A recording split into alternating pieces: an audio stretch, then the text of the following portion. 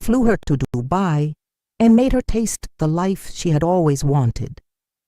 Flora felt unstoppable. She looked at a young and very beautiful girl whose story shook everyone who heard it. If you are watching this right now, let me ask you a question.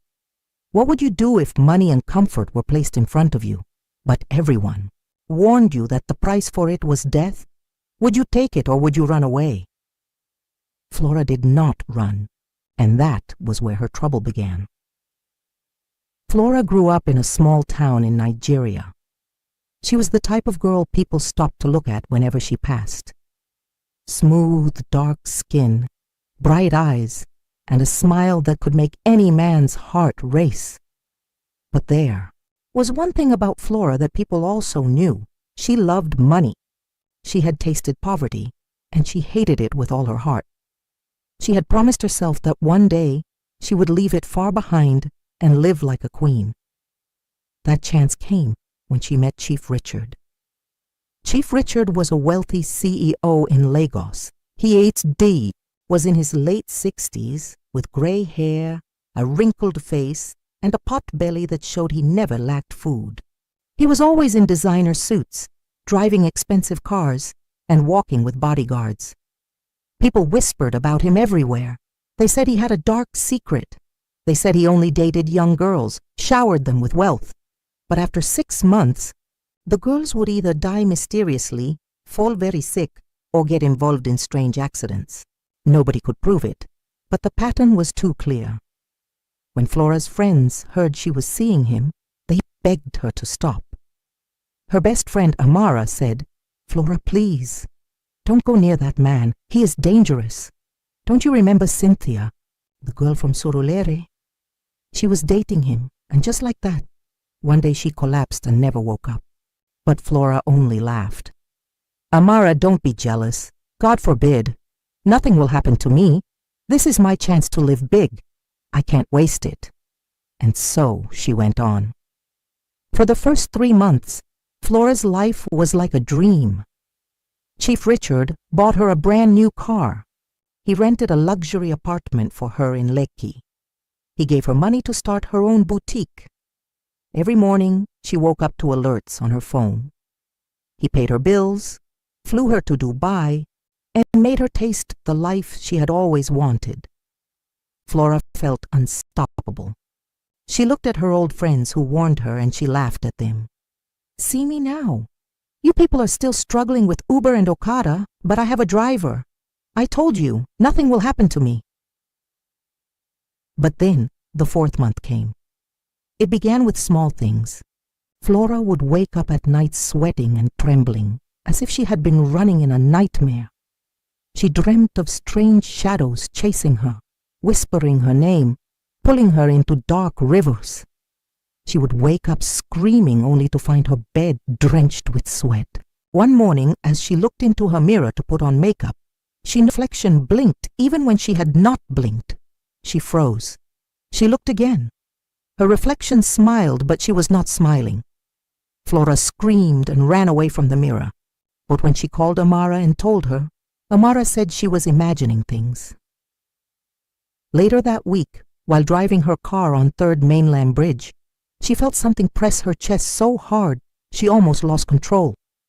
She parked by the side, panting and crying, before calling Chief Richard. "Baby, something is wrong with me," she said. But the old man only chuckled. "Don't worry, it is nothing. You are just tired. I will send a doctor." And true to his word, he sent a doctor. A man Flora had never seen before. The doctor gave her strange herbs instead of medicine. He said, "Take this. You will be fine." Flora was confused, but she trusted Chief Richard. She drank it, though it tasted bitter and strange. From that day, things got worse. Her boutique, which was doing well, suddenly caught fire one night. Nobody knew how it started. All her goods were gone. When she told Chief Richard, he only gave her more money and told her to rest. But Flora felt uneasy. She remembered the warnings. She remembered the girls who did not survive 6 months. She told herself, "No, it can't be me. Chief loves me. He cannot harm me." But deep down, her heart was shaking. And then one night, something happened that changed everything. Flora was in her apartment, lying on the bed, when she heard footsteps. Slow, heavy footsteps in the sitting room.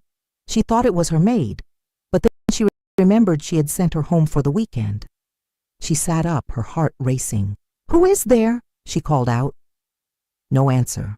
The footsteps came closer, moving toward her bedroom. Flora jumped up, grabbed her phone, and turned on the flashlight. She pointed it at the door. The handle turned slowly. Flora screamed, but when the door opened, there was no one, only darkness. She locked the door again and cried herself to sleep. By morning, she found strange marks on her arm, as if someone had drawn symbols while she slept. She rushed to Chief Richard's mansion to show him, but instead of looking shocked, the old man only smiled. "Don't worry, my dear. You are safe with me. Nothing will happen to you." But Flora knew in her heart that something was terribly wrong. That was the beginning of her 4th month. In 60 days, Flora would either live or die. She did not know it yet. She only knew that fear had moved into her heart like a quiet visitor who refused to leave. She tried to smile and sing like before, but the smile felt heavy and the song felt thin. The 4th month had brought a new kind of night to her life. It was the kind of night where the air felt thick and the clock seemed to walk slowly, one small step at a time. That morning she stood in her bathroom and looked at the strange marks on her arm. They were thin lines that curved like a hook. When she touched them, they felt cold. She washed them with warm water and soap. The marks did not go. She rubbed shea butter on them. The marks did not go. She sat on the edge of the bathtub and began to cry in a small voice. Then she told herself to stop. She took a deep breath and wiped her face. She picked up her phone and called Amara. Amara answered at once. Her voice was bright but firm. She was the kind of friend who tells the truth even when it is hard to hear. "Flora, where are you?" "I am at home." "I am not fine. I am coming. Do not go anywhere." Amara came with a bowl of food and a small Bible. She hugged Flora and sat with her on the bed. When Flora showed her the marks, Amara stared for a long time. Then she touched them gently and said one simple thing. "We need help." "From who?" "From someone who understands these things. I have seen a doctor, not that kind. I mean someone who prays and someone who knows when something is wrong that no hospital can see." Flora folded her arms and shook her head. "I am not a child. I do not believe everything." Amara did not argue. She only spoke softly. "Remember Cynthia. Remember the other girls. Their stories look the same. It starts with gifts, then fear, then strange sickness that has no name. Please listen to me now. I am your friend." Flora looked at her friend's eyes and felt a small light in her chest. She nodded. "Okay, what should we do?" "Come with me this evening. There is a woman my mother knows. People call her Mama Ruth. She prays for people. She is kind, not harsh. She will not ask you for your money. She only talks and prays. She lives in Yaba, in a small house near the market." Flora agreed. Before evening, Chief Richard called. His voice was smooth like always. "My dear, how are you?" "I am not fine," she said. "I am having bad dreams. I am hearing footsteps in my house. I am seeing marks on my arm. I am scared." He made a soft sound on the phone. "Do not scare yourself. I told you already. You are tired. You work too hard. You need rest. I have a surprise for you. Pack a small bag. I will send the driver to bring you to my country home in Ipe. It is quiet there. You will sleep well. We will sit by the water in the evening. You will forget all your fear." Flora felt her mouth go dry. She looked at the marks again. She looked at Amara, who was watching her. She said, "Maybe not today. I will rest at home." His voice changed, but only a little. He did not shout. He did not beg. He spoke like a man who is used to getting what he wants. Flora, do not be stubborn. I care for you. Let me take care of you. The city is noisy. You need Epi. Not today, she repeated. Maybe tomorrow. He was quiet for a moment. Then he laughed in a slow way. All right, rest. I will send you something sweet. The call ended. Amara squeezed Flora's hand. I do not like the way he talks to you. He sounds like a teacher, not a lover. Flora shook her head. He has been good to me. Has he? Amara said. Or has he only been generous? There is a difference. Evening. The sky turned orange, then pink, then blue. They took a taxi to Yaba and walked down a narrow street that smelled like fried plantain and soap. Children ran past them with plastic balls. Women sat on low stools, selling vegetables and small bottles of oil. A radio played a gospel song from a shop. They stopped at a pale blue gate. Amara knocked. A small old woman opened the gate. Her hair was white and tied back with a scarf. Her eyes were clear and bright. She smiled at Amara, then at Flora. Welcome. I am Mama Ruth. Come in. Her sitting room was simple and clean. There were wooden chairs, a small fan, and a calendar with a picture of a river. She gave them cold water and listened while Flora spoke. Flora did not hide anything. She told her about the dreams, the footsteps, the doctor with herbs, the fire, in the shop, the marks on her arm, and the way Chief wanted her to travel to Ipi today. Mama Ruth did not rush. She closed her eyes for a moment and hummed a soft song. Then she opened her eyes and spoke in a calm. Sometimes gifts are not gifts. Sometimes a plate of food is a small chain. Sometimes a ride in a fine car is a rope that carries things away. It can carry life away if someone hands it over. Flora held her breath. Are you saying he wants to harm me? I am saying you are not safe near him. I am saying you must leave him now and break every shame wash over her. Maybe I brought this on myself because of greed. Mama Ruth leaned forward and shook her head. No, do not blame yourself only. A trap is still a trap, even if the food on it looks sweet. But now that you can see the metal under the meat, you must not put your hand there again. Do you understand? Yes. Mama Ruth prayed in a soft voice. She asked God to give Flora courage and a clear mind. She asked for light in the night and a wall around her life. She spoke peace over the house. When she finished, she looked at Flora again. With you, a person who can come if you call. Evil grows in silence. Good grows when people stand together. Amara held up her hand. I am here. Flora felt tears run down. She nodded. They left the house with a small bottle of clean water and a simple plan. Flora would not go to EP. She would stay at Amara's house for a few days. She would send a message to Chief in the morning that she needed space. She would pack the jewelry he gave her and keep it in a box. She would think about the car and the apartment later when her mind was steady. They reached the main road and waited for a taxi. A black SUV stopped near them. The window rolled down. It was Kunli, one of Chief Richard's drivers. He was a tall man, greeted Flora with a small nod. Madame, Olga asked me to check on you. Flora's throat felt tight.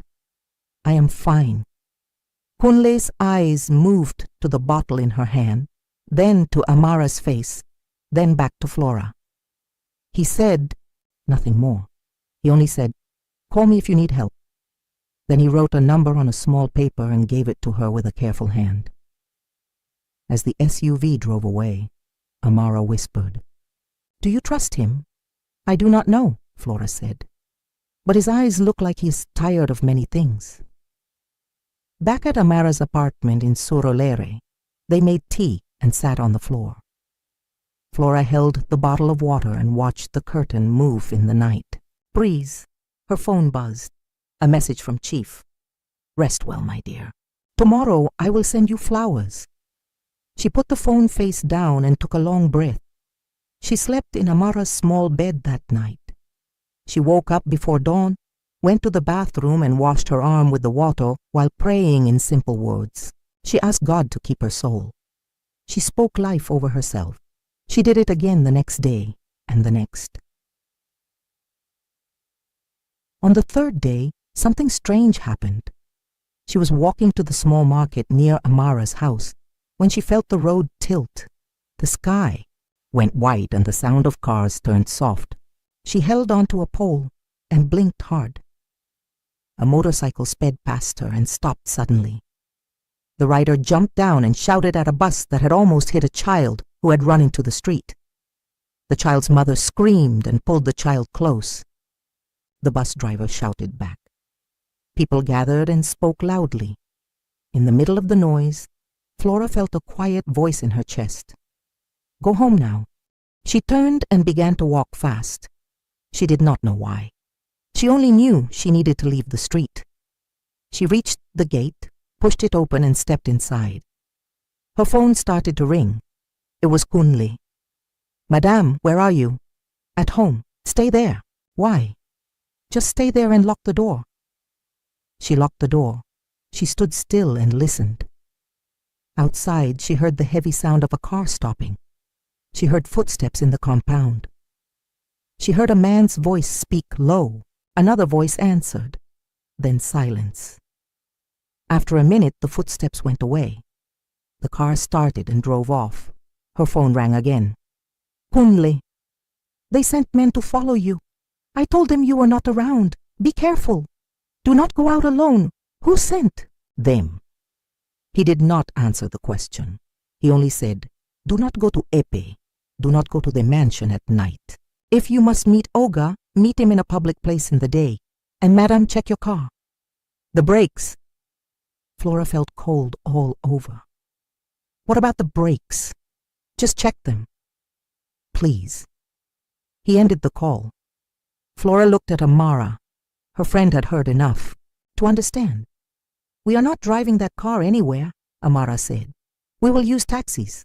We will fix the car later with a mechanic we trust." That evening, Flora called Chief. She spoke slowly. "I need a break. I need time to think. I am staying with a friend." Chief was quiet. Then he said, "You are ungrateful." "I am not ungrateful. I am scared." "You have no reason to be scared. I have done everything for you." "That is the problem," she said in a small voice. "You have done everything, and I do not know what you want in return." There was a short breath on the line. Then he laughed, but the laugh had no joy. There was a third one under her nightgown. She put them in a plastic bag without thinking. Her hands, they left the apartment with the bag, the passport, and the pictures. As they reached the car, Flora looked up and saw a camera on the wall pointing at her door. She had seen it before, but she had never felt it like a finger. She looked at David and said, "Drive." They went straight to Mama Ruth. The old woman opened the plastic bag and did not touch the papers. She only looked and nodded. "These are not toys. Throw them away and wash your hands." Then she gave them a small bowl of water to pour over their hands in the backyard.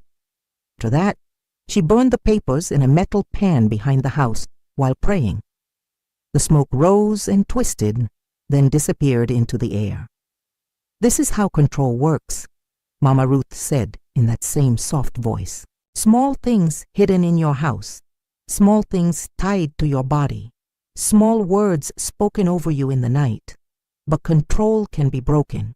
Fire breaks it, water breaks it, truth breaks it, courage breaks it, and love breaks it." Flora let the words sink into her bones. She felt a new kind of anger in her chest, not the wild anger that shouts, a cool anger that makes a person stand up straight. "I will not be used. I will not be counted among those girls." "Good, Mama Ruth. The 6th month is the danger, but do not tell him your plans. A kind man can still be watched by a cruel master. Keep your plans small and quiet." That night, Flora Flora and Amara sat on the floor again and talked about everything they would do next. Flora would move her important things to Amara's house. She would stop using the card Chief gave her. She would block the doctor's number. She would call her aunt in Port Harcourt to check on her and to hear a motherly voice. She would go with Amara to church on Sunday and sit in the back where nobody knew her story. She would take the necklace off. Taking off the necklace was hard. It had been given to her on a day when she felt loved. It had a small red stone that caught the light and threw it back. She stood in front of the mirror and touched it one last time. Then she unclipped it and dropped it into a plain envelope. She sealed the envelope and wrote one line on it. Not mine. On the 7th morning, while the sky was still pale, Flora went to the sink with the last of the clean water and washed her arm. The marks looked lighter. She felt lighter too. She dried her skin and whispered, "I choose life." Her phone rang. It was a number she did not know. She answered, "Feeling weak. I have a new mixture that will help you sleep. I can bring it to your house." Flora closed her eyes. "No, thank you. I am fine." The voice changed tone. It had a small, sharp edge. "Do not be stubborn. Health is not a game." I said, "No, please do not call me again." She hung up and blocked the number. She put on jeans and a t-shirt. She and Amara went out to buy bread and eggs from the corner shop. They laughed for the first time in days. The air felt clean. When they returned, a box was waiting at the door. It was white with a red on top. It had neat writing. "Rest and think of me." Amara frowned. "Do not open it." Flora agreed. They carried the box outside and placed it back and sat down. After a long minute, Amara went to the window and looked out. A cat had jumped on the box and was sniffing it. A small boy from next door came to touch the ribbon. Amara called out to him, "Do not touch that box. Go home." He ran away. Flora picked up her phone and called Kunle. "There is a box at my door." "Do not open it," he said at once. "I will come." He arrived in a plain shirt and jeans, not his driver uniform. He carried the box carefully to the back of his car and placed it on the ground. Then he opened it with a long stick while standing a little far away. Inside were fresh red roses and a small velvet case. He opened the case with the stick. There was a chain with a bigger red stone. The stone looked like a drop of blood in the sun. Conley closed the case and put everything back in the box. He looked at Flora. "Madam, return it. Today. Do not keep it in your house." Flora nodded. "Thank you." He lifted the box and put it in his trunk. "I will tell him you said thank you. He will be angry, but it is better to make him angry now than to wait." Then he paused and added something very quiet. 6 months is always the same. Gifts, travel, water night. Do not go near water. How do you know? His eyes moved to the side. "I have been around for a long time. I do not sleep well. I hear things. I have driven girls like you. Some prayed, some did not. The ones who prayed lived longer. The ones who left early lived." He drove away with the box. Flora watched the street until his car turned the corner. She felt the cool anger again in the small light from Mama Ruth's house. She held them both close. 2 days later, Chief invited her to a charity at Victoria Island. It would be in a big hall with cameras, bright lights, and many people. Amara said, "This is public. You can go for 1 hour and leave. Do not drink anything. Do not eat anything. Do not leave the hall. Do not go to the back or the side rooms." Flora wore a simple blue dress and carried a small bag with only her phone and a little money. They entered the bright hall. Music played. People laughed and shook hands. Cameras flashed. Chief stood near the stage in a white suit. When he saw Flora, he smiled like a father seeing a child. He walked to her with open hands. "My dear." Flora let him hug her lightly, then she stepped back. "Good evening. You look lovely." "Thank you." He looked at Amara and smiled without warmth. You brought a friend? Yes, Flora said. I do not go out alone now. He nodded slowly. Good. Fear is a small teacher. It can help a stubborn student learn. I am not your student, she said in a quiet voice. He watched her for a moment. Then he turned to greet other guests, but he kept his eyes on her between smiles. A waiter came with drinks. Flora shook her head. No, thank you. The waiter moved to Amara. She also shook her head. Chief leaned forward and said softly, Do not embarrass me. Take a small sip. People are watching. I do not drink today, Flora said. Water is fine. He signaled for water. The bottled water came sealed. She opened it herself. He watched the small action and smiled with a short sound. Clever. After 1 hour, Flora touched Amara's arm. Time to go. They told Chief they were leaving. He nodded, but his jaw tightened. He bent toward Flora's ear. Days moved like small boats on a slow river. The 5th month began. The marks on Flora's arm faded more. The marks on Flora's arm faded more. She ate simple food. She walked in the sun. She read and rested. She called her aunt and listened to stories about when she was a baby. She did small jobs online to keep money in her pocket. She kept her phone on silent for numbers she did not know. Then one afternoon, Kunle called again. His voice was tight. Madam, please listen. Oga is planning a trip. New moon in 4 weeks. He wants you at the country home by the water. New moon in 4 weeks. He wants you at the country home by the water. He has told the cook to prepare for 2. He has told the gardener to clear the path to the jetty. Do not go near there, even if he says he is sick, even if he sends people to beg you, even if he says he will cancel your rent. How do you know it is new moon? I heard him tell somebody on the phone. He said the night will be dark and the air will be easy. Those were his words. Flora's hand shook. Thank you, Kunle. Thank you for telling me. He lowered his voice. I will not be his driver for much longer. Pray for me. I want to leave. I will. When the call ended, Flora and Amara sat with a calendar and counted the days. 4 weeks to new moon. That would be the middle of her 6th month. This was how the stories were made. A pretty girl, a rich man, a house by the water, a dark sky. People would say it was an accident. People would say she slipped. People would shake their heads and say what a pity. But the truth would be a quiet secret on the water. Not this time, Flora said. We will break his story. They went to Mama, Ruth again. The old woman listened and nodded. Good. You will not go, but not only refuse. We will also shine light on this. Darkness hates light. If he is forced into the open, his power will. We do. Tell a few safe people the date and the place. People who will not tell him but who can act if needed. Do not put it online. Do not spread rumors. Share facts with brave hearts. A pastor who fears God. A neighbor who minds his business but helps when it matters. A small journalist who has nothing to lose. And one policewoman who still loves her badge more than money. They exist. You must find them. Amara smiled. I know. A policewoman. Her name is Officer BC. She grew up on my street. She is strict but good. Good, Mama Ruth said. Talk to her.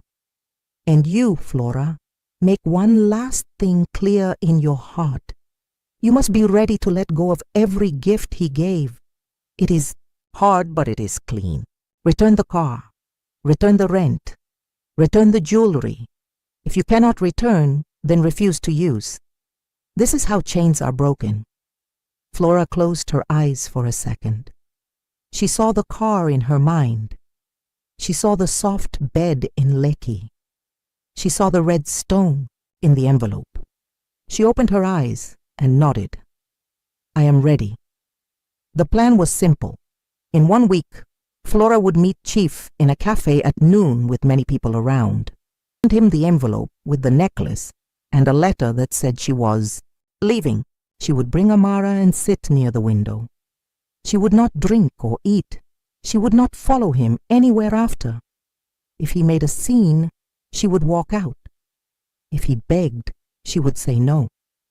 If he smiled and said fine, she would still say no. If he threatened, she would not answer. Her part was to stand. The day came. The cafe was bright and full. People typed on laptops and laughed over plates of jollof rice. The door opened and Chief entered in a dark blue suit. He came straight to the table. He did not wait for warm greetings. He sat down and looked at Flora with eyes that had no smile inside them. "So this is how you repay me," he said. "This is how I save my life," Flora answered. He looked at the envelope on the table. "Return." "Yes." He picked it up, opened it, and saw the necklace. He closed it again and placed it down. People around them were talking and laughing. A baby cried in a corner. A waiter walked past with a tray. The world did not know a war was happening between two faces at a small table. Chief leaned forward. "Come to Ipe for 1 hour. I will sign your shop back to you. I will pay for everything you lost. Just 1 hour." "No." He smiled. The smile looked tired. "Do you think you are the first to try this? You are not. You will come. You will come because comfort will call you and fear will push you. You are not strong enough." Flora felt fear crawl up her spine like a cold hand. She felt it stretch toward her neck. Then she remembered the marks on her arm fading. She remembered Mama Ruth's calm voice. She remembered Kunli's tired eyes. She remembered the small boy at the gate reaching for the red ribbon. She remembered the young woman with the small scar who warned her about the thread in her shoes. She remembered Amara's hand squeezing hers in the dark. She lifted her chin. "I am strong enough." He sat back and looked at her for a long time. He picked up the envelope and slid it into his inner pocket. He stood. He spoke a single sentence in a low voice. "The moon does not wait." Then he turned and walked out. Amara let out a breath she had been holding. My chest was tight. "You did well." Flora did not feel victorious. She felt steady. They left the cafe and stepped into the bright afternoon. A hawker passed by with cold drinks. A bus blared a horn. Life moved as if nothing big had happened, but something big had happened. A door had closed. That night Flora slept and dreamed of a small lamp in a large room. The lamp did not look like much, but it burned and burned without going out. When she woke up, she felt a soft warmth in her chest. She got up and made tea. She opened the window. The air smelled clean after a light rain. Later that day, Officer BC came to Amara's apartment. She wore plain clothes and a serious face. She listened to the story without interrupting. She wrote dates and places in a small notebook. When they finished, she asked 2 questions. "Can you show me proof that he sent people to your gate? Can you show me the mechanic who found the brake line cut?" "We can try," Amara said. "The security man at the compound may speak if you promise to protect him." "The mechanic is honest. He goes to my church." Officer BC nodded. "Good. I am only one person, but I'm not blind. I cannot arrest a man because of a dream, but I can stand near a river on a dark night and see who pushes who. Tell me the date. Tell me the place. Tell me the time. If he asks you again to come, say yes, then do not go, but let me go and watch." Flora's mouth opened. "You will do that?" "Yes," the officer said. "Some men fear cameras. We will bring cameras.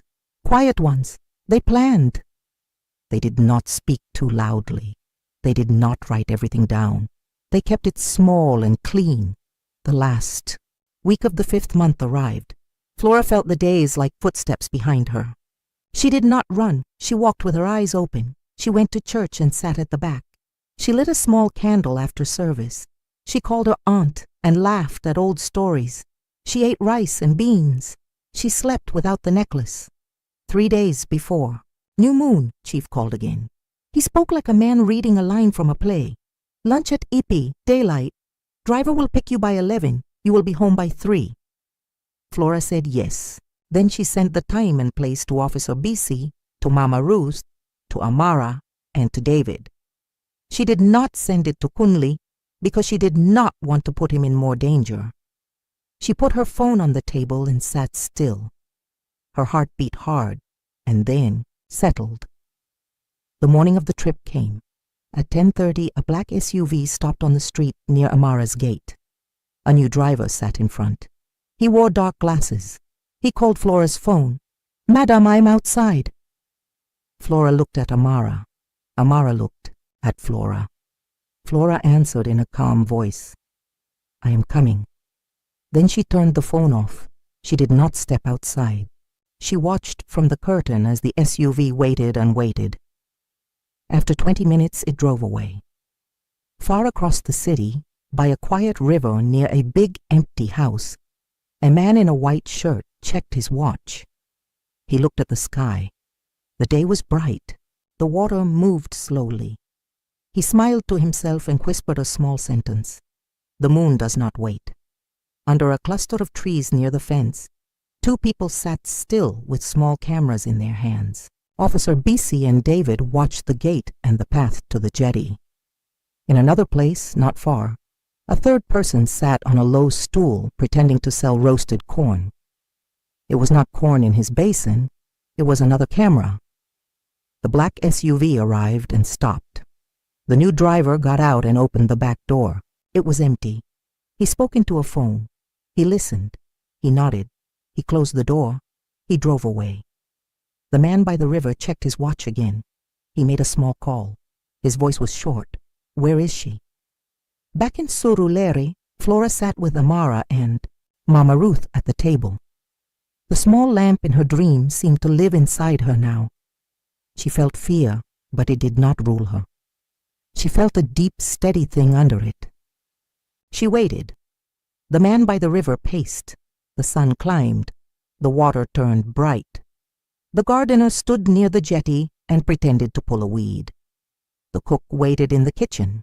Nobody ate. Nobody laughed. The day felt like it was holding its breath. Officer Bissy touched her earpiece and spoke one quiet line to David. "Stay ready." The hours moved. The SUV came back with a different man in the back seat. He wore a cap and dark glasses. The car rolled slowly through the gate. The man in the white shirt looked and frowned. He walked toward the car. He stopped. He turned. He looked at the water again. Then he turned back to the car with a tight smile. On a small table inside the big house, a phone buzzed with a new message. It was from Kunle to Flora. 3 words only. "He is angry." Flora looked at the message and felt a long, calm breath fill her chest. She put the phone down. She whispered one sentence to herself. "I will live." And as the new moon drew near and the 6th month opened its mouth like a dark cave by the water, Flora stood on the other side with a lamp in her hand and people beside her who would not let her walk alone. The 6th month began like a quiet storm. The sky above Lagos was clear, but in Flora's heart the air was heavy. She knew this was the month people whispered about. The month when Chief's young lovers either disappeared or their lives suddenly ended. The month of mystery, of darkness, of accidents that were not accidents. She woke every morning with her heart beating fast. Some days she tried to laugh with Amara, cooking breakfast or watching television, but the laughter never stayed long. It was like a bird that came and flew away too quickly. Chief Richard kept calling. Sometimes his voice was sweet, sometimes it was sharp, but always there was one message hiding inside his words. "Come to me. Come to Ipe. Come to the water." Flora did not go. She told him she was sick. She told him she was busy. She told him she was traveling. She even lied and said her aunt was in the hospital. but she knew she could not keep lying forever. Amara reminded her of Mama Ruth's words. Courage breaks the chain.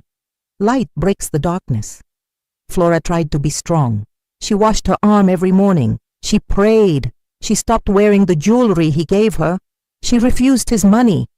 But the fear was still there, waiting, whispering in her ear. One night she had another dream. She was standing in a long corridor with red walls. At the end of the corridor there was a door. Behind the door, she could hear water rushing like a river. Chief's voice called her name softly. Flora, Flora, come. When she opened the door, she saw him standing by the river, smiling. In his hands he held a white cloth. He spread it out on the ground like a mat. But when she looked closer, the cloth was not cloth at all. It was skin, human skin. She screamed and woke up. Her whole body was wet with sweat. The next morning, she decided she could not keep quiet anymore. She told Officer Bissy about the dream. The officer listened carefully and wrote it down in her notebook. Then she said something that made Flora's stomach twist. He's planning something big for this new moon. It is not just you. We believe he has been doing this for many years. If we can catch him this time, we can stop him forever. But Flora, we need your help. Flora felt her throat tighten. My help? How? We need you to lead him on. Agree to see him one more time, but not in his house, not near the river, in public, somewhere we can watch, somewhere with cameras. We will be there. We will protect you. Flora shook her head quickly. No, I can't. What if he touches me? What if something happens? Amara put her hand on Flora's. You are not alone. You will not be alone again. Flora sat in silence for a long time. Then she nodded slowly. All right, one more time. The plan was set. Flora would agree to see Chief Richard for dinner in a popular hotel in Victoria Island. The restaurant was always full of rich people, businessmen, celebrities, and politicians. There were cameras everywhere, guards at the doors, and waiters moving around. Officer Bissy and her team would be there too, watching from different tables. The day of the meeting came. Flora dressed simply in a plain black gown with no jewelry. She tied her hair in a bun and carried only her phone and a little money. Amara walked her to the taxi and hugged her tightly. Please be careful. Remember everything. Do not drink anything. Do not eat anything. Do not follow him to any other place. I will remember, Flora said. When she entered the hotel, her legs felt heavy. She almost turned back. But then she saw Officer Bissy sitting near the bar, pretending to look at her phone. Another officer sat by the window. David sat at the far corner, reading a newspaper. Mama Ruth was not there, but Flora could feel her prayers like a warm cloth around her shoulders. Chief Richard was already waiting. He wore a cream-colored agbada and gold wristwatch. He smiled when he saw her. My beautiful queen. Flora forced a smile and sat down. Good evening, Chief. He ordered food and drinks at once. Prawns, rice, pepper soup, wine. He pushed a glass of wine toward her. Drink, my dear, it is sweet. Flora shook her head politely. No, thank you, Chief. Water is fine. His eyes narrowed, but he did not argue. Instead, he leaned closer. Do you know why I love you? Flora's mouth went dry. Why? Because you are different. You are strong. You do not fear easily. But let me tell you something. Fear is not always bad. Fear is a teacher. Fear makes people obey. Flora felt a chill run down her spine. She gripped her water glass tightly and said nothing. Chief smiled again, but this smile was sharp. You think you can leave me, Flora?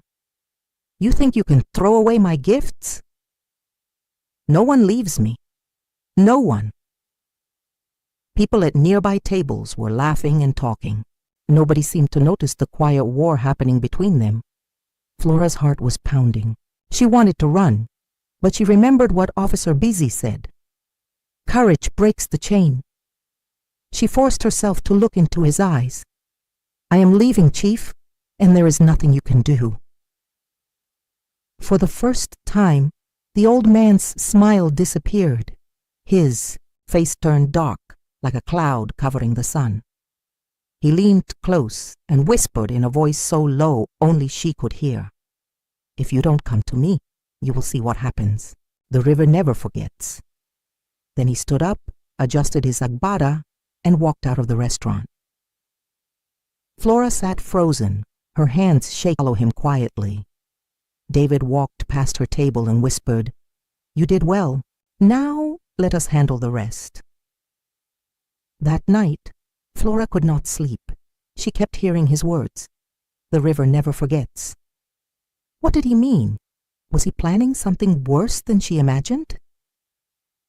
The next day, Kunli called her secretly. Madam, please be careful. Chief is angry, very angry. He has been calling strange men to the house. They talk in low voices about the river, about the moon, about sacrifice. I am scared. Flora's blood ran cold. Sacrifice. What do I do, Kunli? Leave Lagos if you can. Travel far. Do not wait for the new moon. Flora thought about it. She wanted to run. She wanted to disappear. But she also knew what Officer Bissy said. If they could catch him now, many lives would be saved. If she ran, he would only find another girl. She held the phone tightly. Kunle, thank you, but I will not run. Not this time. That evening, Amara held her close. You are brave, Flora. Too brave. I am scared, Flora whispered. I know. But bravery is not about not being scared. It is about doing what is right even when you are scared. The night before the new moon, Flora had another dream. She was standing on the shore of a dark river. Behind her stood a crowd of girls, all dressed in white. Their faces were pale, their eyes empty. She recognized some of them, Cynthia and others she had seen in pictures. They were silent. Chief Richard stood on the other side of the river, holding a bowl of blood. He lifted it high and shouted, The river never forgets. The girls began to walk slowly into the water. Flora screamed and ran forward, shouting, No, no! But her voice echoed without stopping. She woke up gasping for breath. The 6th month was not yet over. The new moon was only hours away, and Flora knew the real battle was just beginning. The night of the new moon arrived. The sky above Lagos was empty, black, and wide. No stars, no moon. Just a darkness that seemed to stretch forever. The city was noisy as always, cars honking and generators humming, but inside Flora's chest, everything was quiet, too quiet. She sat in Amara's small sitting room with the curtains closed. Her hands were shaking. Her eyes kept moving to the clock on the wall. Each tick-tock felt like a drumbeat, calling her closer to something she did not want to face. Amara sat beside her, holding her hand. Officer Bisi sat across from them, dressed in plain clothes but carrying her badge hidden in her bag. David stood by the window, peeking outside from time to time. They were all waiting. At exactly 9 o'clock, Flora's phone buzzed. A message from Chief Richard. Driver outside. Come now. Ipe awaits. Flora's stomach twisted. She handed the phone to Officer Bisi. The officer read it, then looked up. He has started, Flora whispered. Do I reply? No, don't. Just wait. They sat in silence. 10 minutes later, another message came. You cannot run from the river. The river never forgets. Flora's eyes filled with tears. I'm scared. Amara hugged her tightly. You are not alone. Officer Bisi stood. We move now. They had already planned it. Flora would not go to Ipi. but Officer BC and her small team had placed people near Chief's country home, hidden with cameras. Tonight, they would watch him. Tonight, they would gather proof. Flora stayed with Amara and David in the apartment, praying softly. Officer BC left with her radio and notebook, her face calm and strong. Hours passed. The night grew deeper. Then, at midnight, Flora's phone rang. It was Kunlo. His voice was shaking. "Madam, it is happening. I can see them." He brought a group of men to the river. They carried baskets. "I think there is blood." They are chanting. Flora pressed the phone to her ear. Her heart almost stopped. "What about the girls?" she whispered. "Not yet. No girl. Only them." "But he is angry. He keeps shouting your name. He says you broke the chain. He says the river must still eat." Flora's blood ran cold. Suddenly another voice came faintly through Kunli's phone. Chief Richard's voice, loud and heavy, echoing over water. "Flora! Flora! You think you can run? The river never forgets. If you refuse me, someone else will take your place," Kunle whispered quickly. "I cannot stay longer. If they see me, I am dead. Be careful." The call ended. Flora sank into the chair. Tears rolled down her cheeks. "I don't want anyone to take my place." Amara knelt in front of her. "Then let us fight, not with fear, with truth." Just then, David's phone buzzed. A message from Officer BC. "We have him. We have everything on camera. Stay ready." Flora's heart leapt. "What does that mean?" David smiled faintly. "It means his secret is no longer secret." By morning, Lagos was buzzing. News spread like fire. Videos leaked online of Chief Richard by the river with his men, chanting strange words, pouring blood into the water. People gasped as they watched. Some said it was fake. Some said it was true. But one thing was certain. The police now had proof. Officer Bissy returned to the apartment with tired eyes, but a firm voice. "He is in custody. They tried to resist, but we had enough evidence. It will not be easy, but he will not walk free this time." Flora covered her face and sobbed. Relief poured out of her like water. She had survived. Amara hugged her. "You are free, Flora. You are finally free." Days passed, and life slowly returned to normal.